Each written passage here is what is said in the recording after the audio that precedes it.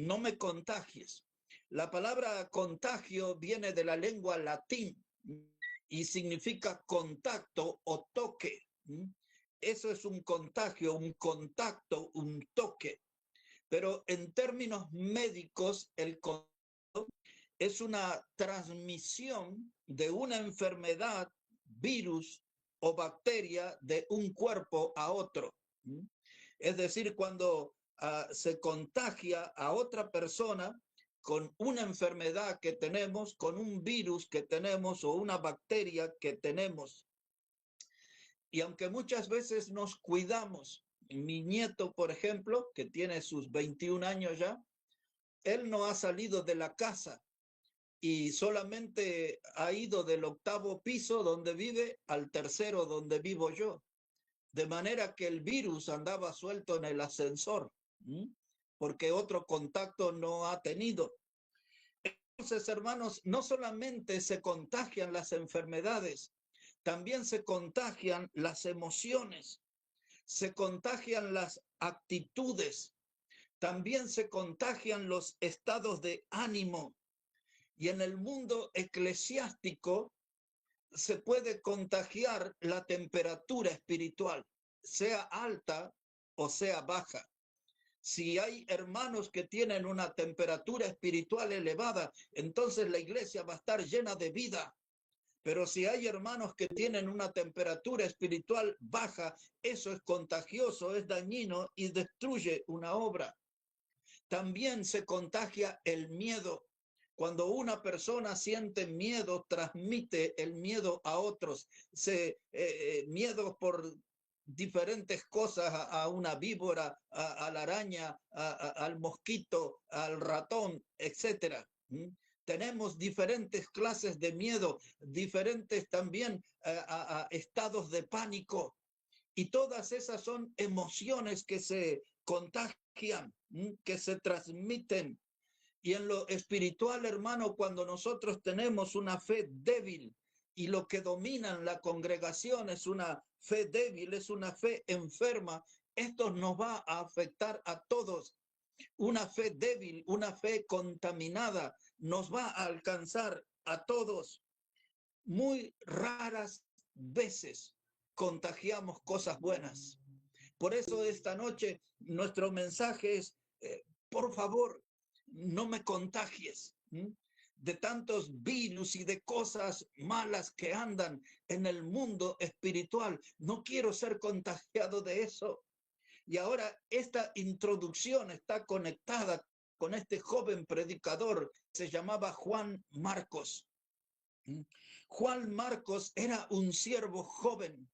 Juan Marcos estaba en una etapa de aprendizaje, pero él salió a la obra misionera y demostró que no estuvo a la altura de ese evento, y dice que de la ciudad de Pergue de Panfilia se regresó a Jerusalén. Ahora, espere un momento. Pergue de Panfilia se encuentra en el día de hoy en el país de Turquía. En los tiempos del Nuevo Testamento, toda esa región era conocida como el Asia Menor. Es más, muchos de los que hemos estudiado en la secundaria 50 años atrás se llamaba el Asia Menor. Y de Pergue de Panfilia a Jerusalén hoy se puede establecer 1514 kilómetros. Es decir, que se hizo un viajecito bastante largo, abandonando la obra misionera, regresando a Jerusalén para establecer una medida. Es un viaje de Buenos Aires a Tucumán, pero no en una flota, no en un bus, no en un auto. Un bus de Jerusalén a Pergue de Panfilia hoy se ponen 19 horas de viaje. Lo que tenemos a Tucumán son unas 16 horas de viaje. Entonces, hermanos, este hombre se regresó de la obra misionera. No le importó la distancia, no le importó abandonar la responsabilidad que tenía en el grupo, y su actitud, hermanos, contaminó el ambiente. porque Pablo también estaba con otros predicadores. Cuando nos falta un hombre en la obra, los planes cambian, el proyecto cambia y hasta puede ser que tenga que tomar otro rumbo. Todo el plan de trabajo cambió porque este hombre se regresó a Jerusalén y dejó sin duda alguna un ambiente tenso, porque cuando alguien abandona, están los que intentan protegerlo, están los que intentan comprenderlo y están los que le van a criticar por la decisión. Fuera lo que fuere, eso cambia un ambiente. Un hombre que se volvió atrás. Lo primero que yo no quiero ser contagiado es por la irresponsabilidad y la inmadurez. Juan Marcos era joven, como lo dije, pero él actuó de una manera irresponsable, de una manera inmadura. Muchas veces, hermanos, nuestras decisiones van a afectar la obra de Dios, van a afectar nuestra familia y nuestras vidas también. Pero el primer enfoque que hacemos, hermanos, que nuestras decisiones van a afectar la obra de Dios. En los días que vivimos, no asistir a las reuniones afecta la obra de Dios. No hay una ley, no hay un decreto, no podemos obligar a nadie a venir a las reuniones, pero cuando yo tomo esa decisión, tengo que tener conciencia que de algún modo estoy afectando la obra de Dios. Estoy impidiendo que hermanos tengan comunión conmigo. Estoy no participando en las ofrendas. No estoy compartiendo las alabanzas junto a otras voces. No estoy escuchando la palabra de Dios en el ámbito donde debe ser predicada. Cuando yo falto a una reunión, eso siempre va a afectar en algo a la obra de Dios, a la congregación. El no asistir a veces, hermanos, es porque no tomo con seriedad el camino del Señor. No tomo la cruz con responsabilidad. No tomo la cruz con continuidad. Es decir, que no ando en serio en las cosas de Dios. Mi compromiso no es profundo con Dios y cualquier cosita me hace volver atrás. Aunque la distancia sea larga, como de Pergue de Panfilia a Jerusalén, abandono la obra y me vuelvo atrás. Ya no apoyo a la iglesia con mi energía particular. Ya no apoyo a la iglesia con mis ofrendas. Ya no apoyo a la iglesia con mi presencia y estoy dejando de dar testimonio. Y entonces en la iglesia, hermano, comienza a respirarse esa atmósfera de abandono. Y entonces uno abandona y otro abandona y otro usa a los dos anteriores como excusa. Si a ellos abandonaron, nadie dice nada, yo también abandono. Y entonces, como resultado, tenemos un montón de luchadores vencidos, hombres y mujeres vencidos, derrotados, con una fe que no se levanta, con una fe que no tiene potencia, que no tiene fervor. Y ahora recordemos, hermanos, ustedes y yo, cuando Pablo le escribió a Timoteo en la segunda carta, en el capítulo 1 y en el versículo 7, a ver si recuerdan, él les dijo estas palabras: Dios no nos ha dado espíritu de cobardía, sino de amor y de dominio propio. Entonces, hermano, tenemos que tener en mente eso. Dios no nos ha dado espíritu de cobardía, por lo tanto no puedo justificar mi irresponsabilidad, mi cobardía, y volverme atrás de la obra de Dios, volverme atrás del campo misionero. Porque cuando yo, hermanos, me dejo dominar por ese espíritu de cobardía, empiezo a tener poco estado de ánimo. Le tengo miedo al frío, le tengo miedo al calor, le tengo miedo al viaje en el colectivo, en el bus. Empiezo a tener miedo de un montón de cosas, pero la Biblia dice: Dios no nos ha dado un espíritu de cobardía. El tener esas clases de sentimiento de abandono no es algo de Dios. Y entonces, hermanos, empiezo a dar vueltas. Cuando se me pide que haga algo en la obra de Dios, lo pienso. postergo la respuesta, mañana le contesto, el domingo le contesto, y así se van demorando y no hacemos nada. Estamos en un estado de abandono. Estamos abandonando, volviendo atrás en el camino del Señor, hermanos. Y entonces solamente estamos esperando conflicto, algo que me haga sentir como ofendido, algo que alguien exprese y me muestre como una persona dolida y digo, listo, esta es mi oportunidad para el abandono.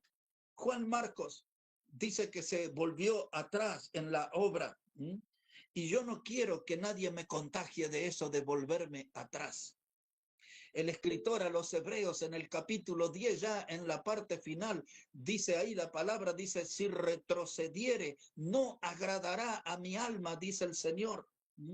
Si retrocediere, no agradará a mi alma, dice el Señor. Dios, hermano, no disfruta, no se complace de los cristianos que están volviéndose atrás. Dios los mira atentamente. Yo no quiero ser contagiado por gente que quiere abandonar. Por todas partes encontramos el testimonio de hermanos que ya no son tan fieles. A veces la gente comenta, ya no son los de antes, ya no son como antes, ya no son fervorosos, ya no son militantes firmes en la fe, se están volviendo atrás. Han bajado las banderas, ya no tienen el fuego que tenían antes, ahora lucen apagados. Yo no quiero que me contagies, por favor, no me contagies, no quiero volverme atrás en la obra. El Señor Jesucristo dijo en el Evangelio de Lucas en el capítulo 9 y en el versículo 62, todos vamos a recordar, dice, aquel que mira hacia atrás no es apto para el reino de Dios. Aquel que mira hacia atrás no es apto para el reino de Dios. En otras palabras, no pretenda servir a Dios pensando en abandonar la obra. No pretenda servir a Dios pensando que va a dejar el camino en breve tiempo. No pretenda servir a Dios pensando que en breve tiempo va a fallarle al Señor. Por favor, no me contagie. No quiero volverme atrás en el camino. Quiero ser un imitador de Juan Marcos. Él la obra. Él era un predicador, hermano. Cuando usted lee la carta de Colosenses, parece mencionar varias veces como un predicador. Era joven, pero era un predicador. En segundo lugar, hermano, no me contagie como un desertor. Esa palabra desertor, primero vimos como un irresponsable e inmaduro. No me contagie de eso. No me contagie como un desertor. Ese es un término que se usa mucho en el área militar. Para un militar, un desertor es alguien que abandona el ejército y se pasa a las filas del enemigo. Es alguien que deja de lucir un uniforme, es alguien que abandona una disciplina, es alguien que abandona un puesto de responsabilidad y se pasa a las filas del enemigo.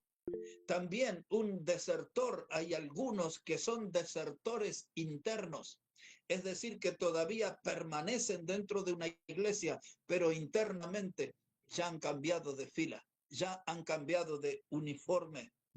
No olvidemos nosotros, hermanos, que Judas el Iscariote estaba en el grupo de los apóstoles y aún en cercanías del Señor y fue un desertor. Todo sucedió en aquella comida, en aquel encuentro donde estaban todos sentados a la mesa, y dice el Evangelio de Juan, capítulo 13 y el verso 27, que el Señor les había dicho, aquel que moje el pan en mi plato, ese va a ser el que me va a entregar. Y entonces llega a Juan 13, 27 y dice, después del bocado, Satanás entró en él. Ahora, ese pasaje, hermano, tiene que llamarnos la atención, porque este Satanás no tiene límite.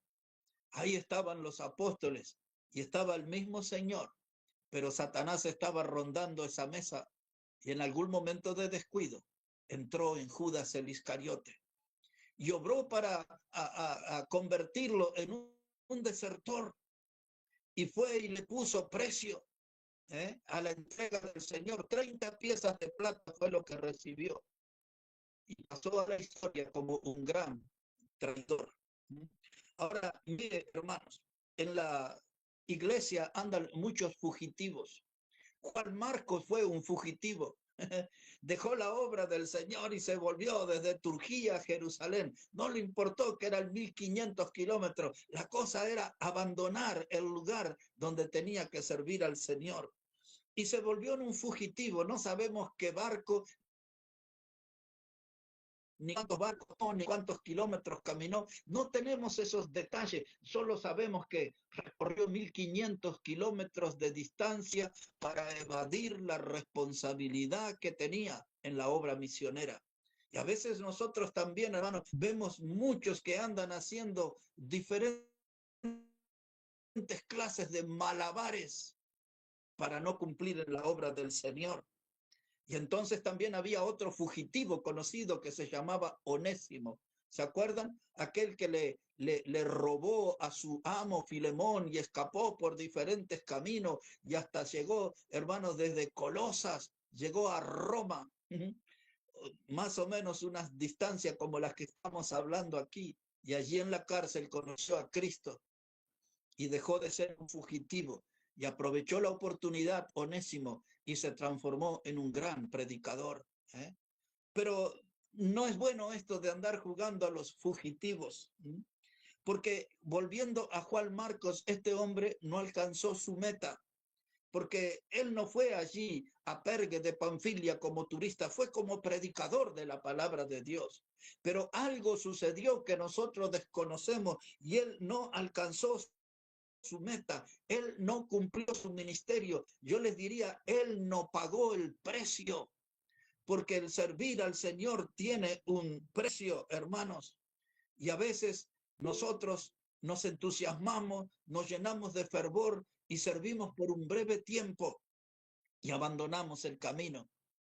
Les voy a leer y quiero que lean conmigo, hermanos, un hecho muy curioso, que otro día le puedo dar otros detalles, pero solamente vamos a leer ahora. Si puede buscar, por favor, en el Evangelio de Marcos, en el capítulo 14, y ya se enterará qué es este hecho curioso.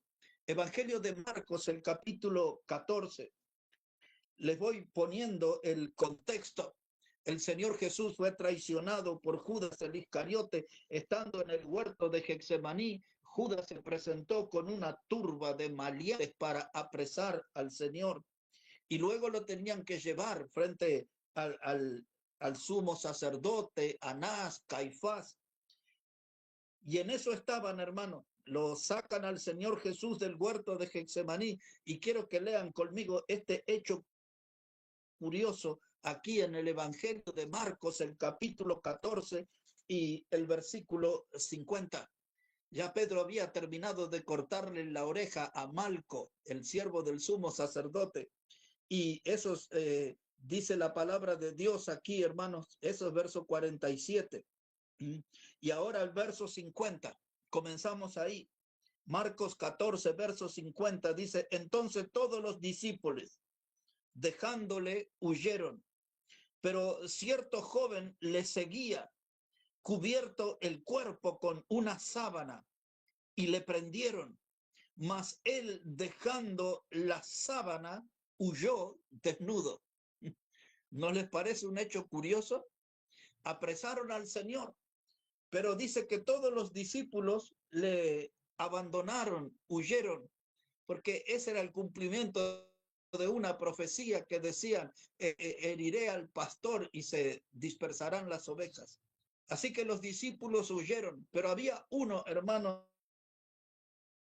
que le siguió al Señor hasta el lugar donde lo llevaron como prisionero. Estaba envuelto en una sábana, pero alguien le descubrió, hermano, y lo tomaron prisionero. Dice el Evangelio, le prendieron, lo identificaron como discípulo de Cristo, lo tomaron como prisionero y se ve que él tuvo alguna lucha con los que le apresaron y huyó como pudo. Y dice la Biblia, huyó desnudo. No hay muchas maneras para interpretar eso, ¿no? huyó desnudo. Ahora, hermanos, ese hecho curioso a mí me hace pensar en el fervor que tienen muchos en el comienzo. Sirven con entusiasmo al Señor, le siguen al Señor y aún en situaciones peligrosas siguen al Señor, como este joven. Este joven abrazó, hermano, una religión de fervor, pero ni bien pudo escaparse, no le importó que estuviera desnudo, él se fue. No se quedó a sufrir junto a su Salvador, no se quedó a acompañar a su Señor como prisionero, no le importó quedarse desnudo, huyó. Y hay veces algunas retiradas de las congregaciones, de la nuestra y de otras tantas, se parecen a este joven. El fervor religioso se apaga, la fuerza espiritual se termina y huyen de la iglesia de cualquier manera, no importa si están desnudos o no. Dejan todo. Se les terminó el fervor religioso, el entusiasmo, el fuego espiritual y huyen de cualquier manera. Ahora, los huidores, ¿qué les espera? Cuando Pablo dijo en 2 Timoteo 4:10, Demas me ha desamparado amando este mundo, no supimos más de Demas, porque aquellos que huyen van directo a un camino de tinieblas y empiezan a padecer, hermanos, esa soledad y van a extrañar la iglesia y van a extrañar la predicación y los himnos y la comunión con los hermanos, pero a veces el mismo orgullo les va a detener en esos malos caminos. No quiero eso para mi vida. Por favor, no me contagie. Por favor, no me contagie de eso, porque el testimonio de los que se alejan de la obra hace que muchos se pierdan. Y ese testimonio es esa manera de huir de la iglesia. Es como una música conocida.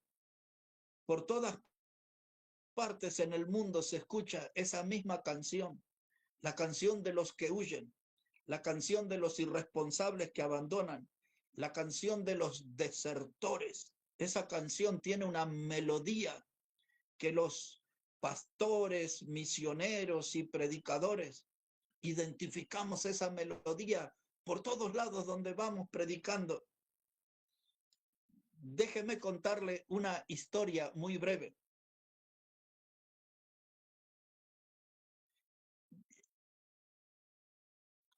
Algo muy en serio.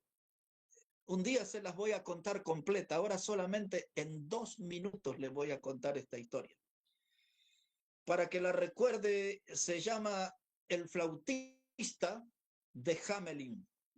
Esa es la historia que le voy a contar en 2 minutos. El flautista de Hamelin. Dice la historia que este era un hombre que lucía unas ropas multicolores y apareció en esa población de Alemania que se llamaba Hamelin. Y ellos estaban padeciendo algo tremendo, que era una invasión de ratas. Las ratas mordían a la gente, a los mayores, a los niños. Las ratas se comían el pan, el queso y otras comidas. No se podía convivir en esa ciudad porque había una gran invasión de ratas. Ahora, quiero decirles, hermanos, que esto que le estoy hablando, que parecía como un cuento, tiene un lado serio, que es la ciudad de Hamel. Nosotros le decimos Hamel, pero es Hamel. Y usted llega a esa de Alemania, hay unos carteles escritos que dice que el 26 de junio de 1284 sucedió algo tremendo. Recuerde esto, el 26 de junio de 1284. Ya le contaré lo que pasó. Pero el primer paso es que este hombre tenía que solucionar el problema de la invasión de ratas en el pueblo. Y llegó a un contrato económico con las autoridades y de pronto el flautista comenzó a producir música y la melodía que irradiaba su flauta hizo que las ratas salieran todas de sus escondites. Las ratas salieron de sus escondites y el flautista las guió hasta el río mismo. Y allí en el río las ratas entraron y murieron ahogadas y problema solucionado. Las ratas se fueron detrás de la música, se fueron detrás de la melodía del flautista de Hamelin. Cuando él hizo su trabajo, solucionó el problema, fue a cobrar el dinero, pero no le pagaron. Y entonces el flautista comenzó a tocar su flauta, volvió a sentirse su melodía, pero ahora los que le seguían no eran ratas, sino que eran los niños del pueblo. Los niños del pueblo le siguieron y el flautista se metió en el bosque y los niños con él. De esos niños, hermanos, nunca más volvieron a aparecer. No está en mi memoria la cantidad, pero eran como 300, creo que eran en total. Y ahí en la ciudad de Hamel, nunca más se supo de esos niños. Y ahí hasta el día de hoy está ese cartel que dice 26 de junio de 1284. Fue esa gran desaparición de niños. Así que no está en un cuento, tiene un costado de realidad. Y entonces el desertor en la iglesia, porque para esto le estoy contando esta historia, porque los desertores, los que abandonan la fe, son gente que tienen su música y quieren que otros bailen y caminen al ritmo de su música. Son gente que el desertor tiene una melodía que atrae a otros, y cuando alguien se vuelve en un desertor de la fe y abandona la casa del Señor, nunca lo hace solo. Va a haber otros que van a ir detrás de su música, van a ir otros siguiendo sus melodías, y eso es lo que está haciendo que muchas iglesias se están vaciando en nuestro tiempo, porque hay desertores que están haciendo escuchar su melodía y muchos les están siguiendo y se pierden. Y no hay más noticias de los perdidos. Por allá cada tanto encontramos alguno en el mundo. Y quiero que, por favor, no me contagie. No quiero contagiarme de los irresponsables. No quiero contagiarme de los desertores. Pero tampoco quiero contagiarme de los habitantes del reino de las excusas. Porque hay un reino de excusas que está vigente. Hay un reino de excusas del cual tenemos noticias y novedades continuamente. La gente ha utilizado las excusas. Y entonces, hermanos, estoy hablando de gente que perdió su fuego. Juan Marcos, el hombre de nuestra historia que inspiró nuestro mensaje en esta noche, él, hermano, tuvo sus excusas. Yo sé que la gente es curiosa y quieren saberla. No tenemos los detalles de las excusas que él puso para abandonar la obra y volverse de Pergue de Panfilia a Jerusalén, sin tomar en cuenta la distancia, más de 1500 kilómetros. No sabemos cuáles son las excusas que utilizó para abandonar su responsabilidad.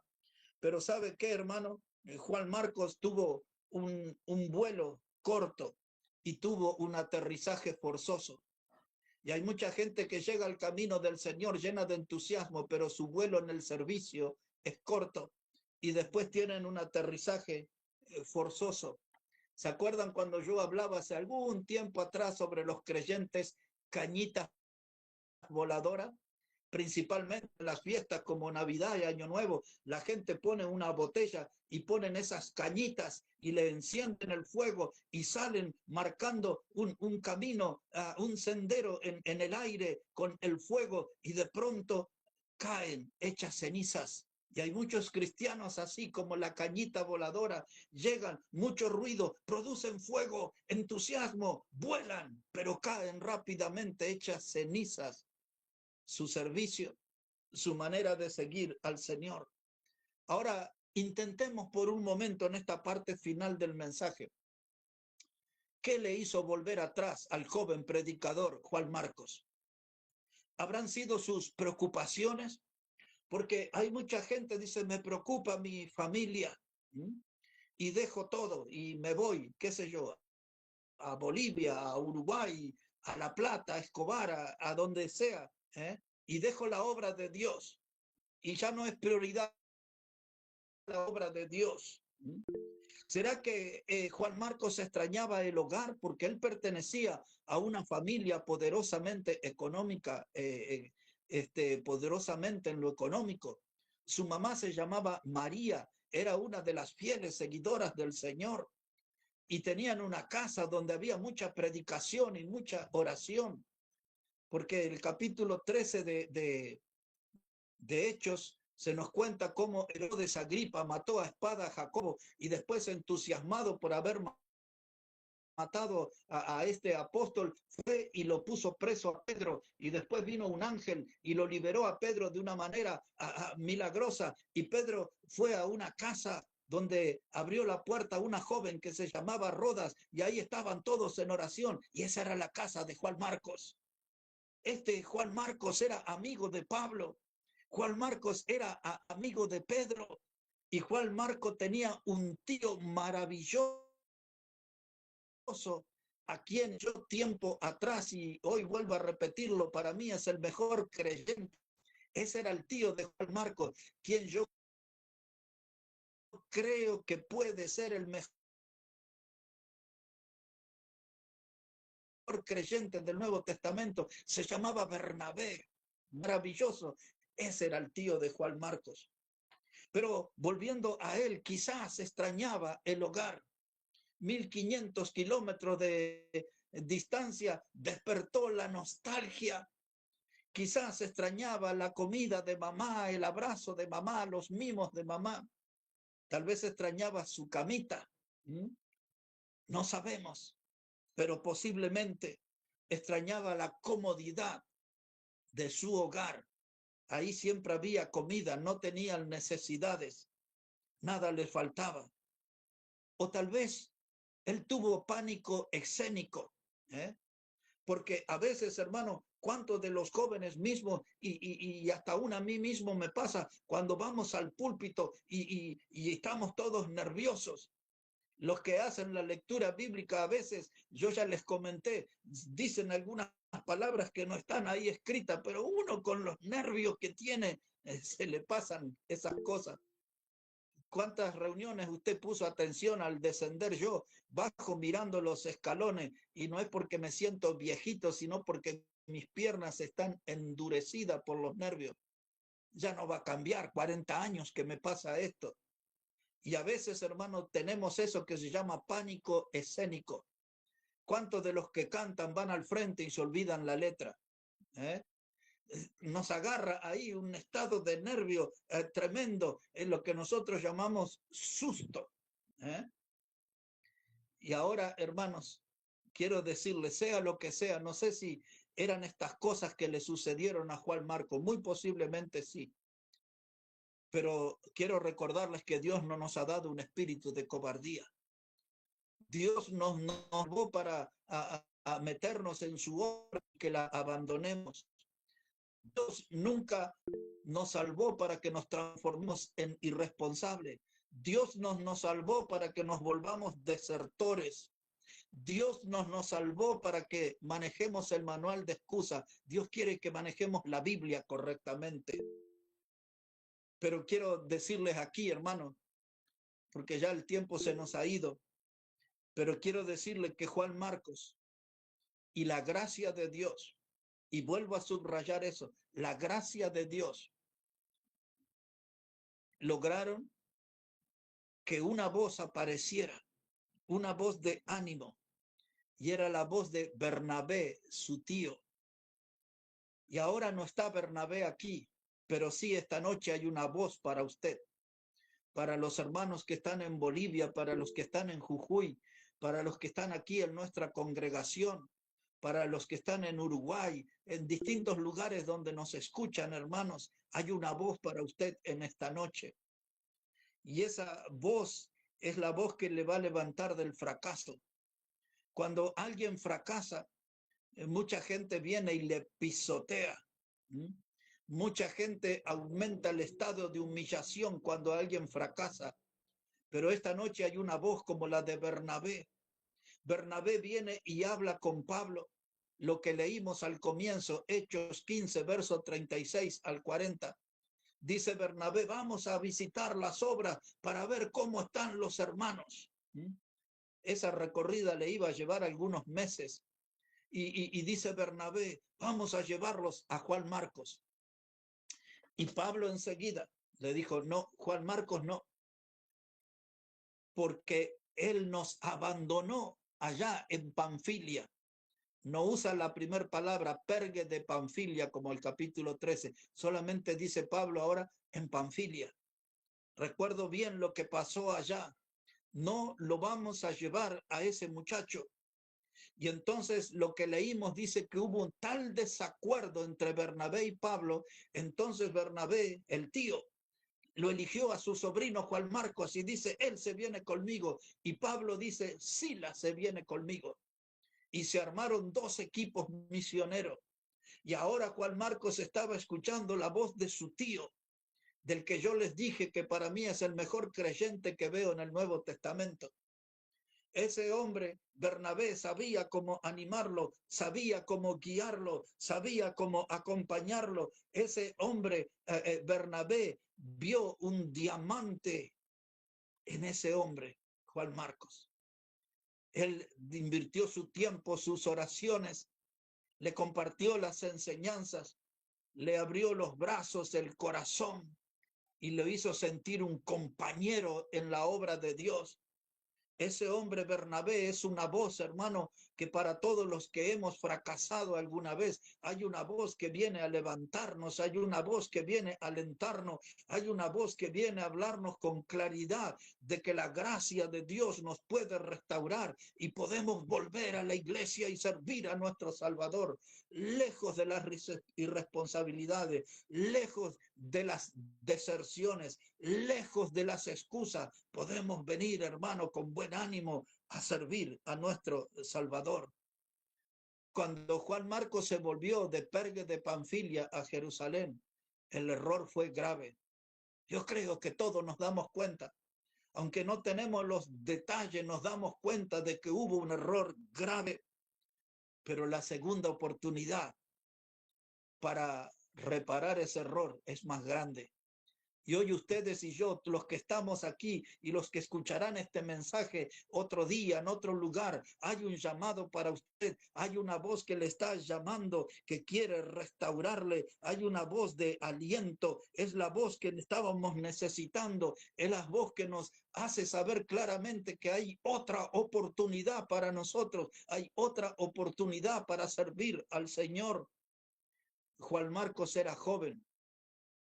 Y Juan Marcos aprovechó esa oportunidad, escapó de las garras del fracaso y el Espíritu Santo lo usó para escribir lo que nosotros tenemos como el Evangelio de Marcos. El que escribió ese Evangelio fue el desertor, fue el irresponsable, fue el hombre que usó excusas para dejar la obra, pero fue el hombre que Dios restauró y respaldó y ahora escribió el Evangelio para nosotros. ¿No es esto maravilloso, hermano? ¿No es esto algo grandioso?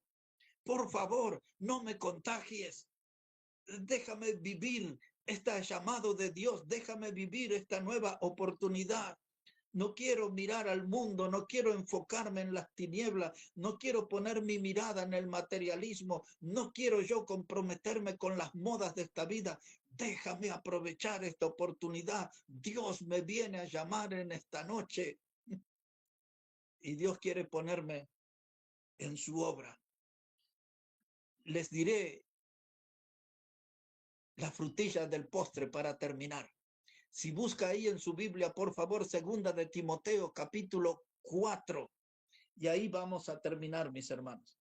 Segunda carta de Pablo a Timoteo, el capítulo 4.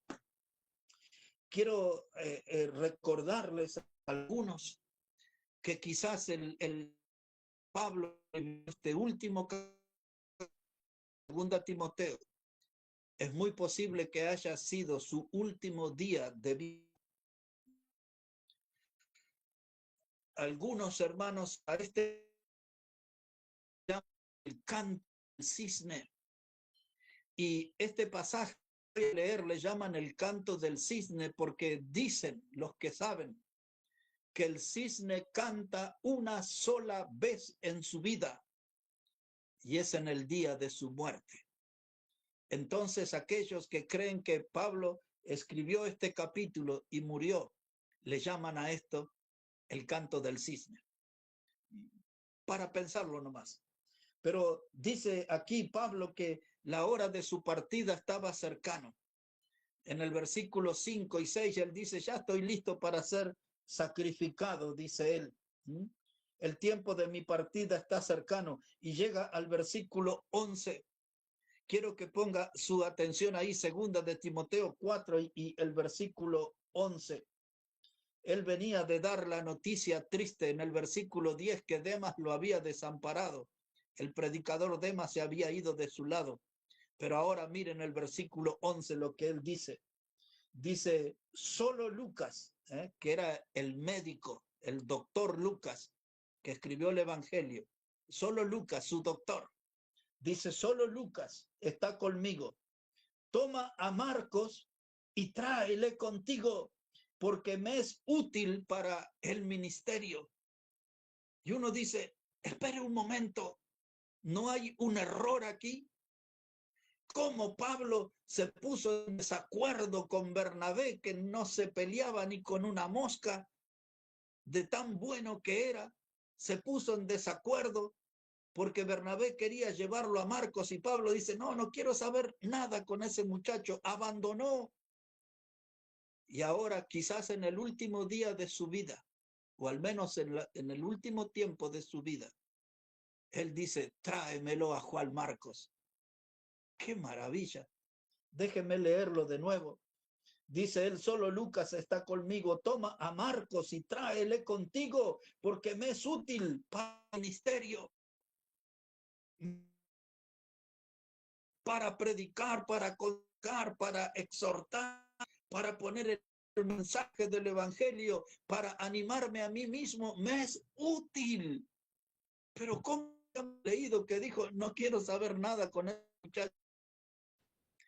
Ese fue un trabajo de gracia de Dios y de un hombre, de un tío, que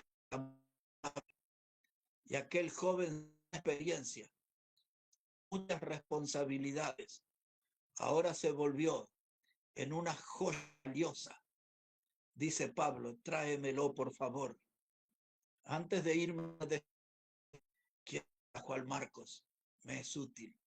Esa es la gracia de Dios trabajando en una persona. Es gracia de Dios restaurando al que está caído. Ya escucha el mensaje y dirá, necesito de esa gracia en esta hora. Necesito ser restaurado. Necesito ser levantado.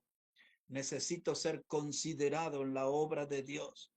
Sí, abandoné. Sí, le fallé al Señor.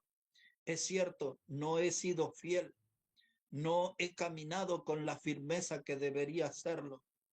Pero hoy escucho la voz de Dios y su llamado. Hoy siento la gracia de Dios que quiere restaurarme y me quiero poner de pie. No está Bernabé aquí, pero está su ejemplo, su testimonio de cómo se trabaja en la vida de un fracasado, en la vida de un caído, cómo se trabaja en la vida de alguien que le ha fallado a Dios y trabaja de tal manera que lo dejó como una joya preciosa a Juan Marcos, que aún Pablo dijo, tráemelo, tráemelo, este mes útil para el ministerio. Hay que tomar en serio la obra.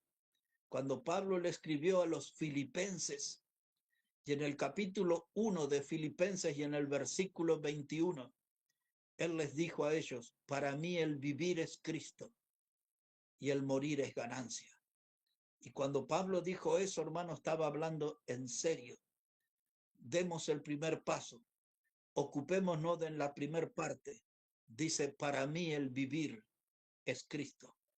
No seamos irresponsables, no seamos desertores, no seamos manipuladores de excusa, seamos creyentes que aprovechan el llamado de Dios y la oportunidad que Él nos da en su gran obra. Hoy, Juan Marcos nos enseña y nos recuerda que podemos fracasar, pero Dios viene en nuestro rescate. Dios viene en nuestra ayuda y quiere que nosotros nos vistamos de héroes en su obra para la gloria y para la honra de su santo nombre. Si usted es irresponsable, si usted es un desertor, si usted es un manipulador de excusa, le pediré un favor. Por favor, no me contagie. Por favor, no me contagie. Déjeme vivir para Cristo, para mi Salvador y para la gloria de su nombre. Que Él bendiga su palabra y que el Señor bendiga sus vidas, mis hermanos.